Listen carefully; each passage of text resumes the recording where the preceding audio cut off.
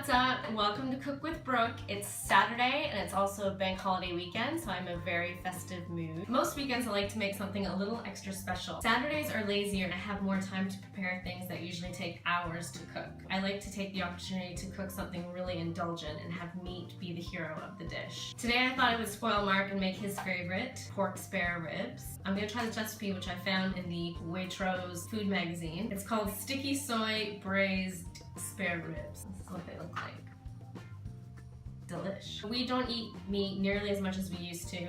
Meat every day is just a bit too much. When we do buy it, we try to buy free range. If you can't afford to buy free range meat, maybe do what we do, just eat less of it. I mean, that's the compromise you make when you want to eat more ethically. I'll be pairing this dish with a dead simple coleslaw. This is a recipe that I got from Jamie Oliver in his Save with Jamie cookbook. It's just a coleslaw with cabbage, some apple in it, carrot, some red onion. Instead of using a heavy mayo, it has a Greek yogurt as a base.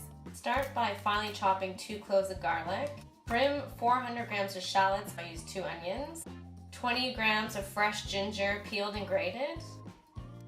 Season the ribs with salt and pepper. Add 1 to 2 tablespoons of fat to a pan. Add the ribs in batches. Fry the ribs over medium heat for 3 to 4 minutes. Fry the onions for 5 minutes, partially covered until golden.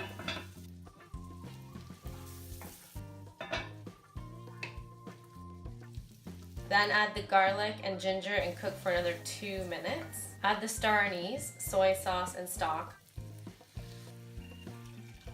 Scraping the base of the pan to lift any sticky bits off the bottom. Bring to the boil, then reduce to a simmer and return the meat to the pan along with all of the juices. Anytime I do a low and slow dish like this, I cover the meat with wet parchment paper to keep the moisture in. The recipe says to simmer it on the stove top, but I'm gonna put it in the oven. Okay, so 3 hours at 150 degrees Celsius. By then, the meat should be falling off the bone, so we'll see how it is. Next, you're gonna make the coleslaw dressing by adding 2 teaspoons of Dijon with white wine vinegar, yogurt, and some olive oil. Give it a whisk and crack in some pepper. Next, shred all of the vegetables in a food processor. If you don't have a food processor, I highly recommend it. I honestly use mine every single day. Otherwise, you'd have to cut that all by hand, and that would be a nightmare.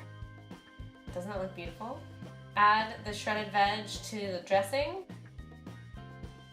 And give it a toss. I'm literally sweating from the heat in this kitchen. And the coleslaw's done. Uncover the meat and remove the parchment paper. Add 2 teaspoons of honey and put it back in the oven for about 20 minutes. So the ribs are done now. I'm gonna take them out of the oven and see how good they look.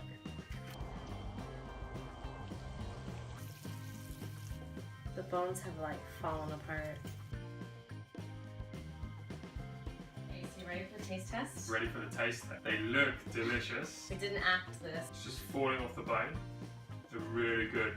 We taste the sweetness. What's the sweetness in it? I added honey at the end. It wasn't in the recipe, but I felt like it needed it. They taste like barbecue spare ribs from a Chinese restaurant. They just fall right off the bone. Yeah, I would definitely make this recipe again. At the end, it says to simmer on the hob for 45 to 50 minutes. I'd rather use the oven. The oven has a hot heat temperature coming from above directly onto the ribs. So I put them in the oven instead for about 15 to 20 minutes at 200 degrees Celsius. When I took them out of the oven, they were like sticky.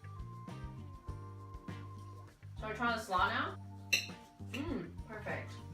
I love the apple and the cabbage. They go well together. Let us know if you have any comments or questions in the comment box below. Don't forget to subscribe, and I'll see you in the next episode.